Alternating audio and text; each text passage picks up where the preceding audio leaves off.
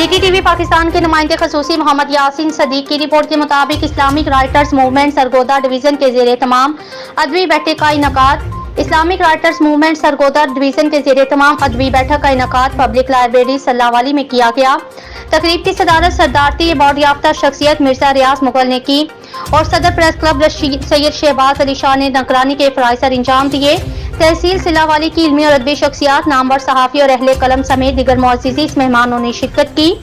तकरीब का बाकायदा आगाज सलावत कलाम पाक से हुआ। Islamic writers movement Sargodha division के कन्वीनर हाफिज हबीबुल्लाह मदनी ने तमाम मुअज़्ज़िज़ मेहमानों को खुशामदीद कहा।